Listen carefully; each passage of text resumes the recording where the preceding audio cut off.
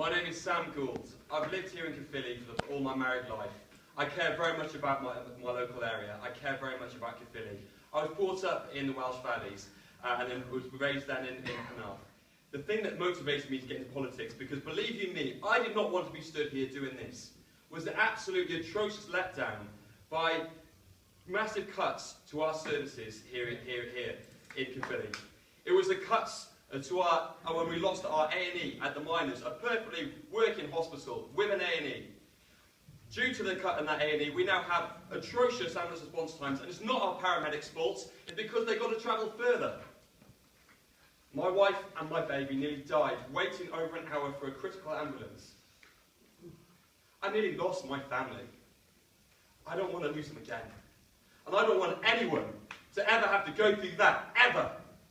We should not be cutting to our NHS, and UKIP is committed to keeping the NHS free at the point of delivery. And I'm fed up of the certain party lies and me going out saying they want to privatise the NHS, when it was one party here who actually started the privatisation of the NHS through PFIs. We are committed against the privatisation of the NHS. We'll keep it free at the point of delivery. We'll buy out of those PFI contracts. We'll make it a national service once again. We will also take those people who are suffering the awful bedroom tax. We will abolish that tax. We will tax those corporations who are dodging tax left, right and centre. And we'll stop that multinational corporation, the EU, from taking more and more money out of this area. Absolutely. And be able to put more money here into Wales, here into Caerphilly, so we can invest so much more. I believe in Caerphilly. I believe in Wales. I believe in Britain. So please, believe in me and vote UKIP on May 7th.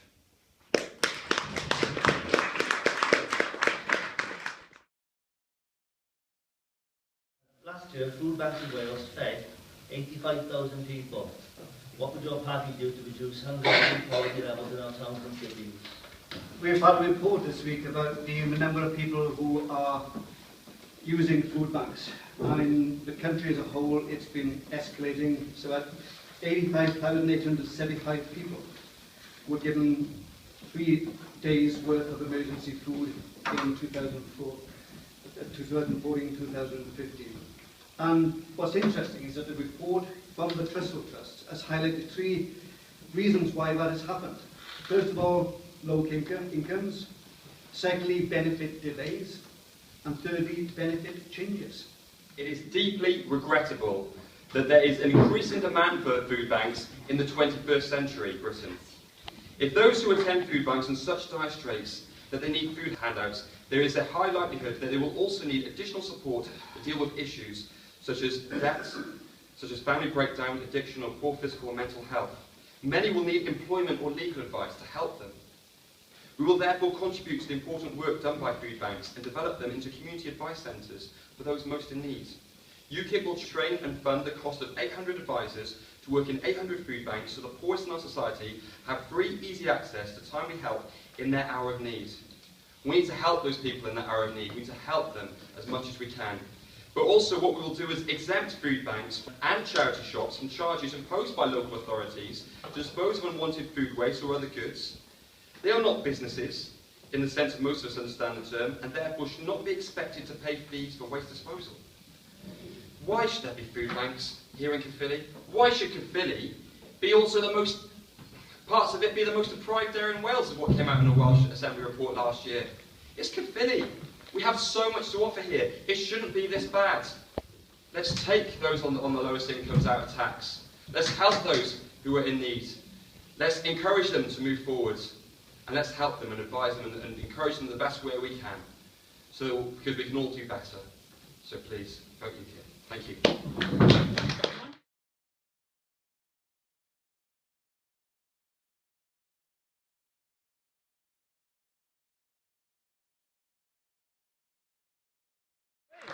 Wait, we're not talking about work. We're not talking about work. We are not talking about work. We're talking about people who come here and who haven't put a penny into this system, 1 penny into this system, 1 penny into this system, Wayne, okay? We're not talking, no, he's not answering the question, he's avoiding the question, okay? We're not talking about Britons going abroad, Wayne. We're not talking about Britons going abroad to work. Okay, we're talking about people coming here and taking without putting a penny in, when you're insisting people should be putting into society, right? So don't avoid the question. Obviously, as has been mentioned already, that the NHS is a devolved issue. It is looked after by the government in Cardiff. But our policies and our objectives will remain the same. And what we will do is actually, as a party we have in our fully costed manifesto, is to invest an extra £12 billion into the NHS over the next Parliament. And that will actually fund 20,000 more nurses. It will fund an extra 8,000 more doctors and an extra 3,000 more midwives. I also remain committed to be against TTIP. It's very interesting that so many parties or politicians have come out in opposition to TTIP, but we can't negotiate our own trade arrangements while we're in Europe. Now, what we want to do as a party is to trade with the world, but this agreement is something which Europe is negotiating, which is not in our interest. It is something that's going to potentially lead to further privatisation of our NHS, and is something that I am firmly opposed to. We will also end health tourism. When we have to travel abroad, we need travel insurance. So, wouldn't it be also fair for those people coming here to also get travel insurance? That just seems common sense. But while also we're in the EU, we have to treat European citizens the same as British citizens. And I know if I was living in Europe, I would be more than happy if I had an expensive operation to come over here and get it at a far discounted rate. Why wouldn't you? So, we need to make those cuts. We need to put those positions in place so we can stop the abuse of that system. We need to make it fair. We need to make it fully funded and properly resourced. And I believe in the NHS, so let's make it better. Thank you.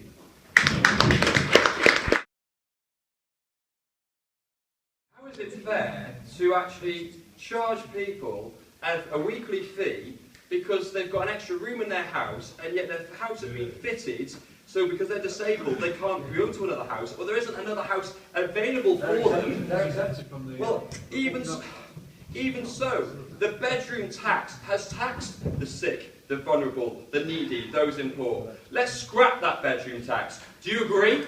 Yes. What we will also do within UKIP, we'll increase social care funding in total by £5.2 billion between 2015 and 2020.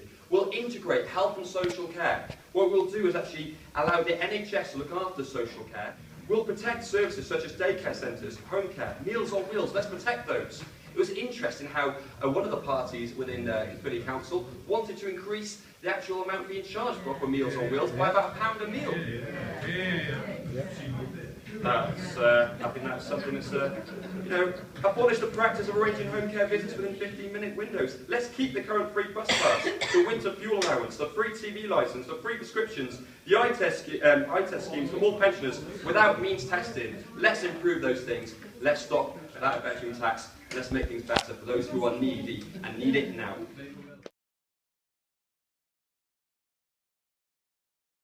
It's very clear that the Barnett formula, which is the formula which actually decides how much money Wales receives, is absolutely flawed. Wales is shortchanged by nearly as much as £450 per head of population each year. Okay, that's accumulated into tens of millions of pounds, which Wales has been shortchanged by over the past few years. We are being shortchanged massively.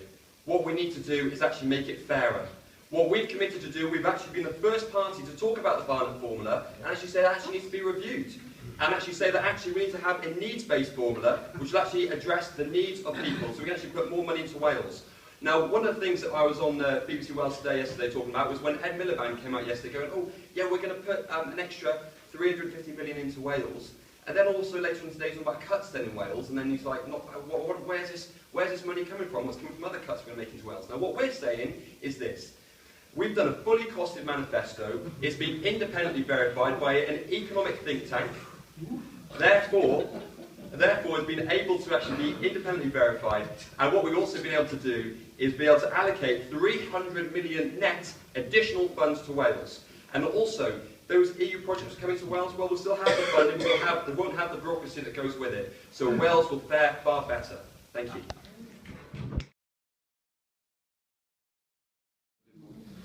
Well, Tories are saying they want to bring those people on a 30-hour week on a minimum wage out of tax. Well, I don't know anyone who actually works full-time who has a 30-hour week. I think we all have to work an awful lot more than that. I mean, one of the things that we're saying is that if you're working a 40-hour week, you're on minimum wage, we're going to raise that tax-free allowance an awful lot higher, so that those will have a personal tax-free allowance of £13,000, and also taking those on minimum wage out of tax altogether. Yeah. The other thing we'll do as well, we'll increase the transferable tax allowance for married couples to £1,500. For example, my wife is at home. There are ways in which there are other people within business who might say, well, actually, I'll employ my wife and get to use that tax allowance. I don't do that. Despite me being an employer and despite me being a business, I believe in paying my fair share of taxes. We'll also ensure that big corporations pay their fair share of tax. What we'll also do, though, is the fact that there is an incentive. If the higher you do tax people, the higher the incentive it comes for people to avoid them. So what we'll do, we'll raise the threshold of paying 40% tax to £55,000 and introduce a new intermediate rate of 30% between the earnings of £45,000 and £55,000. So there's a transferable rate, because otherwise, if you're on that lower rate and there's a massive jump, it scares a lot of people off and they will try and avoid it. So let's gradually move that up. But make sure, the big thing is that those big corporations pay their fair share of tax, and what we will do to ensure that happens, we'll set up a Treasury Commission to ensure that they can actually design a turnover tax. Because what these companies do, they'll say, right, let's go buy a load of supplies from our company in Switzerland, well, that cost us all of this, right, we're not actually making any profit in the UK, and then all of a sudden they don't end up paying their corporation tax. What we need to do is charge a turnover tax, so however millions they're doing, well, let's charge them a percentage of that and get that into back for the government to spend and invest here in Wales and in Caerphilly. Thank you.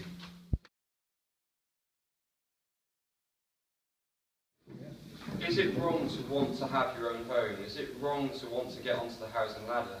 The challenge is trying to work out a system which actually enables people to be able to step up onto that housing ladder. Now, people might be council tenants for quite some considerable amount of time and pay an awful lot towards that property.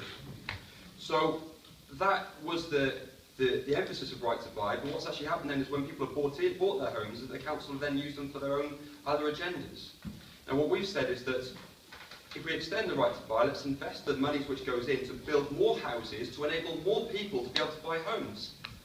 Let's help those people get onto the housing ladder. Let's enable people to be out of having to rent again and again and again, or be dependent on the council. Let's get them out of that trap. Let's also build 2.5 million homes on brownfield sites. There are brownfield sites all across the country. The biggest problem is for developers that they don't know where they are, where they're available. So what we're going to do is then actually have a brownfield map across Britain, which will then also put in tax incentives and other incentives to enable developers to build on brownfield sites and not greenfield sites. We heard also that there are people who might be opposed to developing on these greenfield sites, but when we look at the Caerphilly Council minutes, we see that unanimously there were Labour implied councillors who voted for the first draft of the local development plan, which included the development on greenfield spaces. And although we only have one UKIP councillor in Caerphilly, I know wholeheartedly that 100% of our councillors are opposed to the development on those green spaces. At least we know where we stand. Yeah.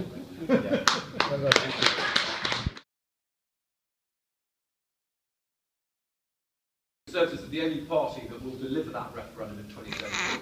Labour and the left-wing socialist parties don't want a referendum, and UKIP can't deliver one. We are the party that will deliver an EU referendum in 2017.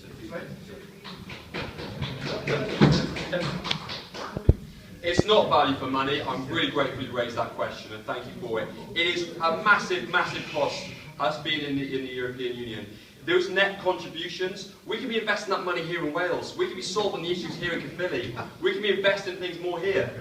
They talk about an in-out referendum. Well, there was a promise of renegotiation at the last election with the Conservatives. Where's that renegotiation actually happened? It should have happened already. It hasn't happened. It won't happen with the Tories. It won't happen with anyone. We are the party that will deliver a referendum for you, to allow you, the people, to decide. And I will support, and I will be pledging my vote to actually leave the European Union and stop the millions and millions of pounds a day we are losing to give to Europe when we can invest in it here in the UK. Thank you. Really quickly, In regards to nationalisation of the railways here in Wales, it is my personal view that I would actually support us actually not renewing the franchise with River Trains Wales and actually put that into public management. You look at the River Trains Wales, it's a German-owned company, money's going straight over to the German railways. Why should our train fares be, and the profits being, and our subsidies from taxpayers here being going to invest into fares in Germany? I don't think that's right. So yes, I do believe here in Wales, let's nationalise those. But one of the things is the cost on this as well, is the fact that there is £80 billion, there's a massive white elephant in the room over railways at the moment, £80 billion of the cost of high speed 2. It will save around about sort of 15-20 minutes for those people who can afford to travel on train between London and Birmingham or London and Leeds and all that sort of stuff. It's not going to help Wales, it's not going to help the people here. Let's electrify the railways, but let's invest in railways across the country, not have some little luxury line for all those little Londoners to enjoy. Yeah. Does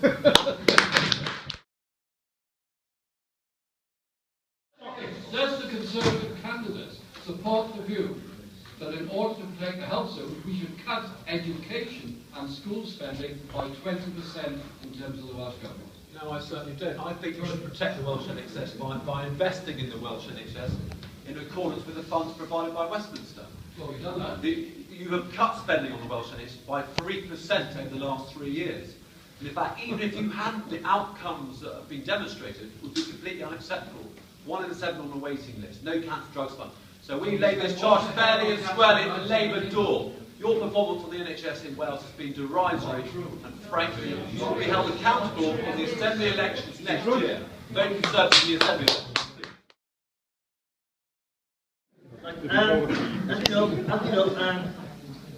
Dr. Ayash is not here, so let you raise your hand. We're going to vote the Democrats. A secret ballot, though. Not in this case. Not in a Hustings.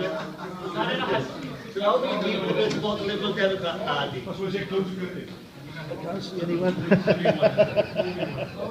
Okay. So we've got one vote on behalf of Dr. Ayash. Yes, one vote on Next on behalf of the Green Party, Katie Begos. This is an indicative vote of the meeting. So, It's not a Democrat. Of course it's not. this is a Hustings. Can I suggest it'd be better not to have a vote? No, whoever doesn't want to have a vote, needn't vote, but to make it in a Hustings. Right.